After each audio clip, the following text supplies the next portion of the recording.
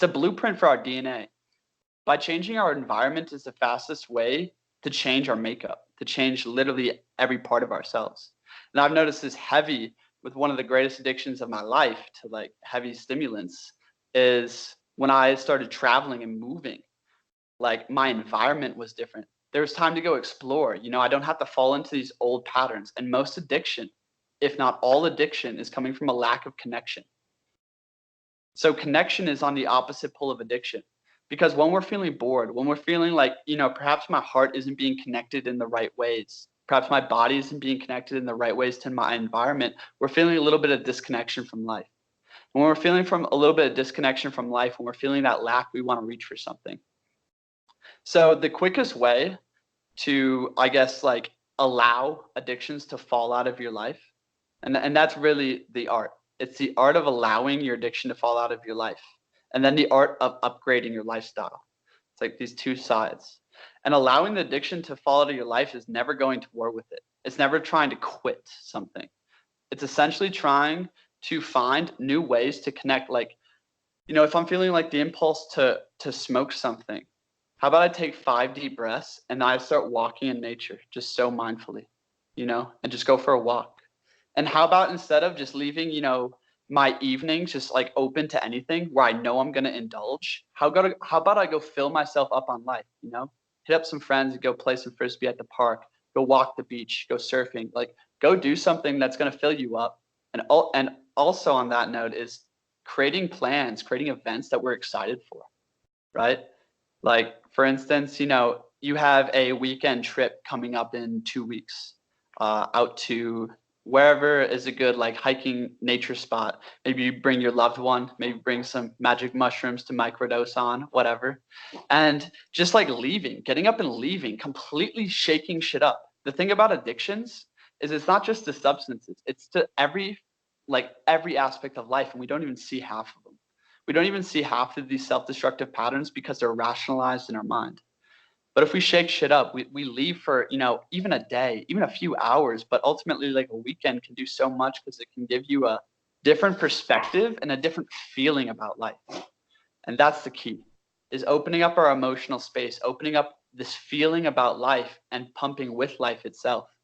And when we're actually connected, when we're, like you said, when you're having engaged conversations, you don't even have an urge. But when you get bored, you do have that urge. And I would say for the first steps of letting go of addiction and letting go of a substance in our life, it's ultimately about creating new connections. And I mean, this can create problems later on because some people just keep running from everything. They have to stay busy or else they're going to want to drink, you know? Like I know a lot of alcoholics like that, you know? And you can go rectify and make peace and redeem the darkness later on. But at the beginning, simply create new connections in life. Be an alchemist. An alchemist is a master of using ingredients to create certain states of being. And certain states of being, these are cultivated through breath, focus, awareness, environment, your voice, your song, and like who's around you, you know? And this is all alchemy. You know, we can use our imagination, we can use music, we can use breathing to create a different state. And essentially, if we have enough energy, if we're charged up enough, there's not going to be a very strong impulse to go like do something self-destructive. And that's really the key to leaving addictions behind, is upgrading our energetic quality and upgrading our energetic level. And that means, you know, having willpower to go for a walk in the mornings, you know, having the courage to go put yourself out there socially somehow, like joining groups. And you can take this to the extremes or just use it in very simple ways, but ultimately like creating a new connection to life that's more aligned with our natural state, what we naturally want, you know? Addiction's gonna fall out of your life much easier. How does that feel to you? Makes sense. Cool. Like replacing it with something. Like Yeah. you gotta take it, like you said, upgrade it, replace it with something better. Yeah. And on the note of upgrading addictions, is the hardest part about an addiction is the rigidity of it. For instance, I know people who have smoked, you know, Camel cigarettes for so long, for so many years. And the addiction goes so deep that they won't even smoke a different type of cigarette. You know, they won't even like. And if I smoke tobacco, I'll roll tobacco, and I'll offer it to them. But and they're just like, wow, I like this more. I like this more than this, right? I'm just like, yo, shake shit up, bro. Like, leave the pack next time, buy a little pouch. Now you're rolling. Now it's a different taste, and you realize that like a lot of this connection you had to smoking is going away. You know, try vaping, try different types of tobacco, and ultimately upgrade how you use it. Instead of just like, I see so many people just smoking cigarettes, you know, like on their phone or driving, and they're not even a. Hello, you there? Yeah. Okay. So many people like smoking cigarettes or something of that sort, but so unmindfully. Like if I'm gonna use something, I'm gonna use it, you know? Yeah. Like, and that's really a key, is like when we're doing things unmindfully, it just snowballs so fast. And there's no ceremony behind the tobacco. Doing smoking cigarettes mindfully got boring. Like, because I got to the point where I was like, seriously smoking them mindfully. I would think about how it made me feel. And then like a couple days later, I would meditate and try to replicate that feeling. Or when I had the feeling that the nicotine would give me, I would sit down and force myself to meditate and focus on it in order to figure out where that feeling is vibrationally connected to within my being. And that would go into chakras. Yeah. But Awesome. Yeah. So upgrading it works in two senses, is just becoming more fluid with any addiction. You know, drop the dabs for a little bit and roll a joint sometime. You know, like these little small changes, it might seem like nothing. It might seem like you're doing the same thing, but you're actually creating less rigidity and less attachment. You're creating more fluidity in your mind, more fluidity with your environment. So just taking what is there for you is really key. So creating connection, upgrading how you use it. So tobacco is a big one, in the sense that if you use it in ceremony, like every puff is a prayer, you know, like tobacco is used for connection with Great Spirit.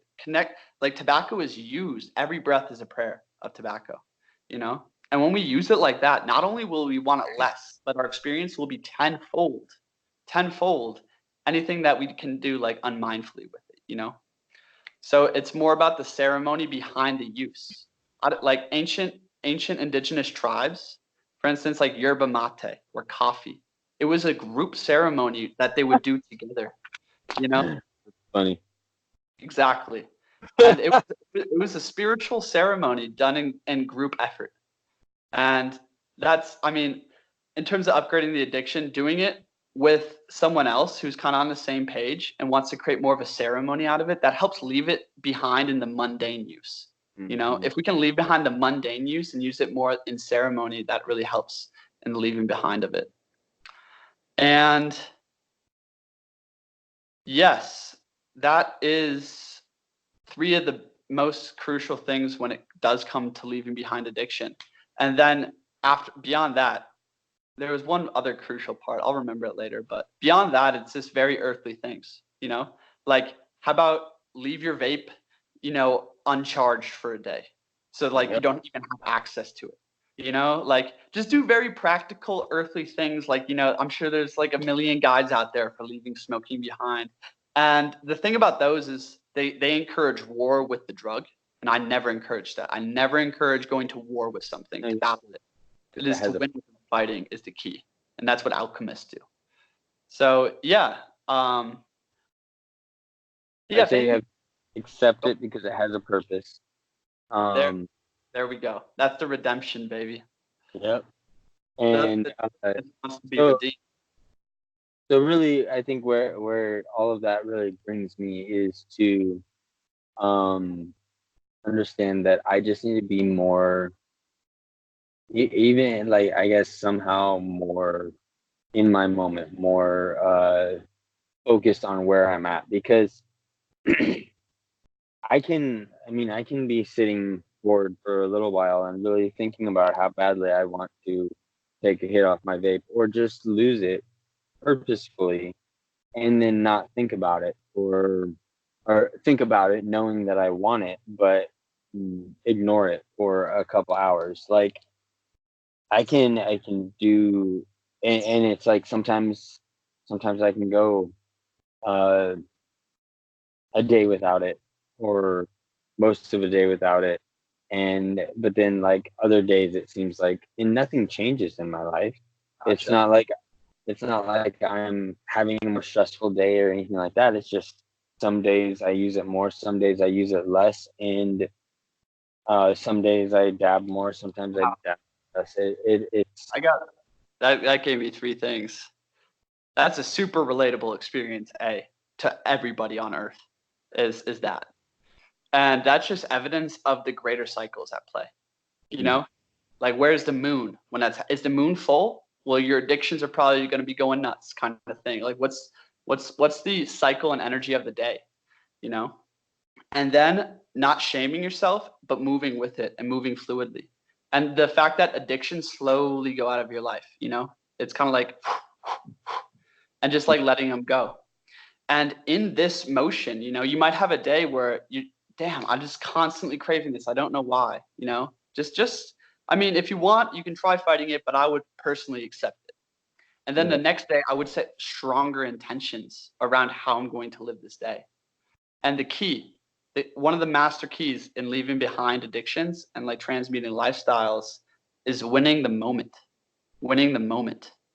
So this is honestly probably the number one thing that I'm always going to speak about. And like I just want to make my whole channel about is the true will and winning the moment. The thing is when we don't listen to spirit, when we don't listen to what our energy is calling us to do, and we're not honoring the sacredness of that, you know, then we're going to fall into distractions. We're going inevitably. And the best way to think about this is living in your victory. What is your victory like?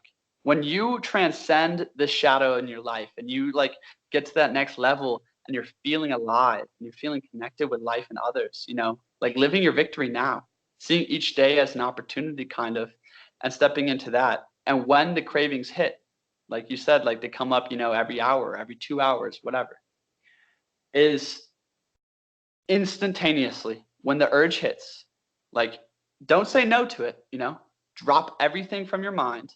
There's one, you can observe it, or you can win the moment. And winning the moment looks like just dropping it and taking 5 deep breaths and recentering yourself into the mantra you had this morning, into the intention you set for today, you know, and recentering yourself. And it's crazy the fact that our mind operates on cycles. Addiction operates on cycles.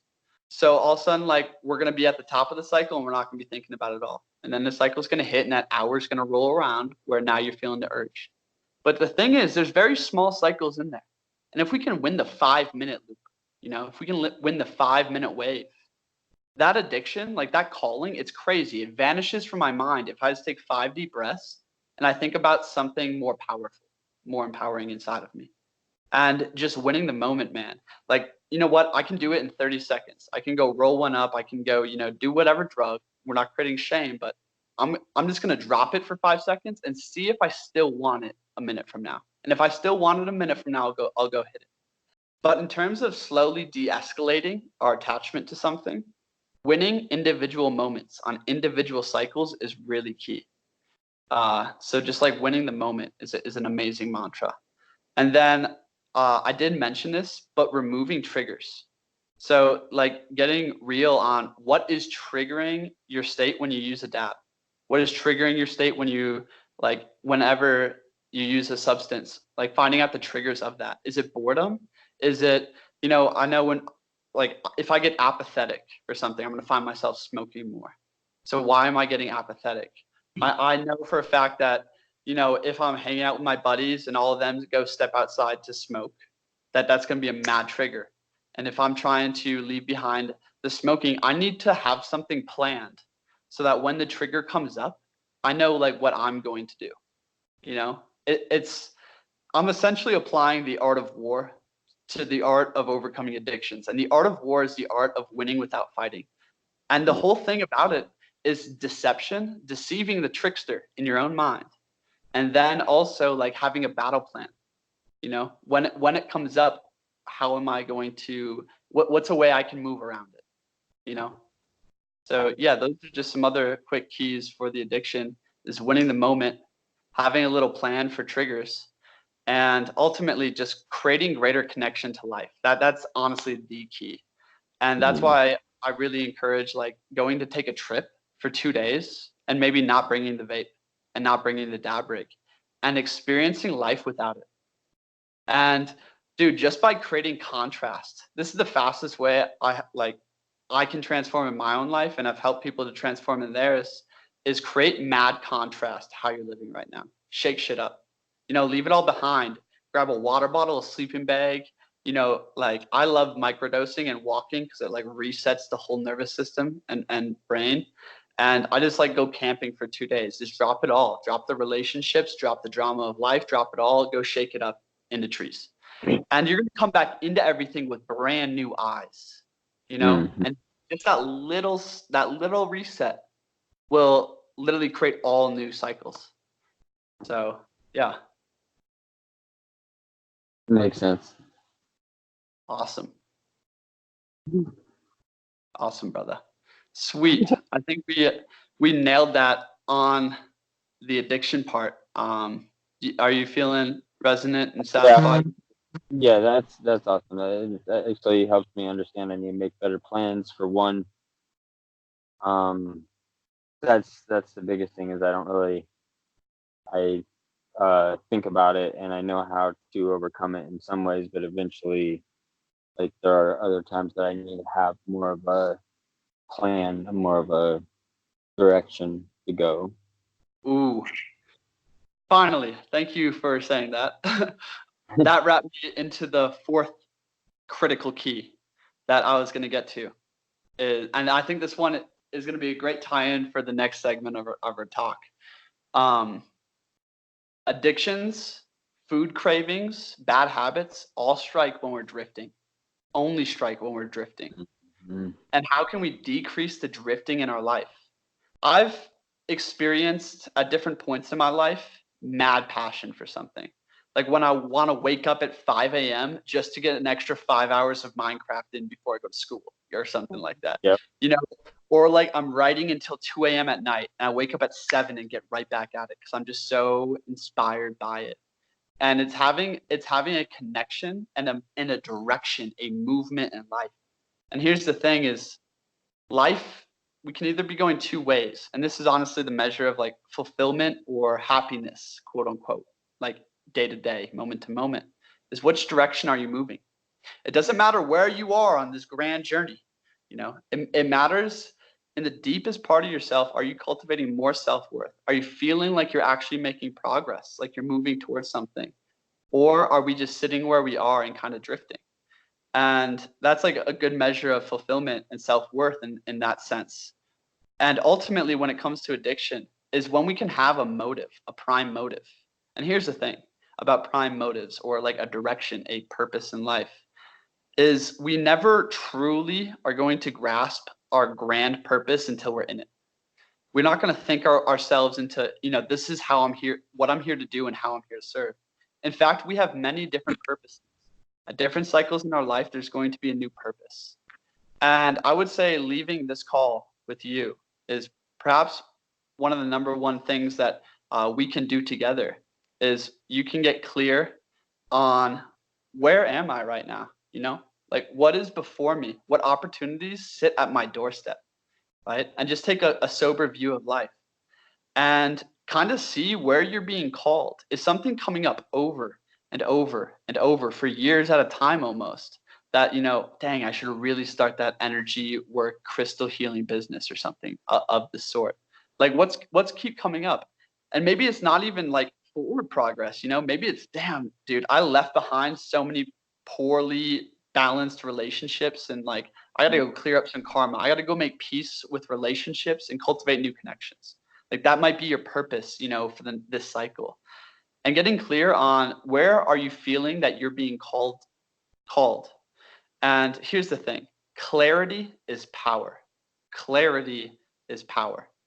And if we want to build power in our lives, power addiction doesn't exist in a powerful person.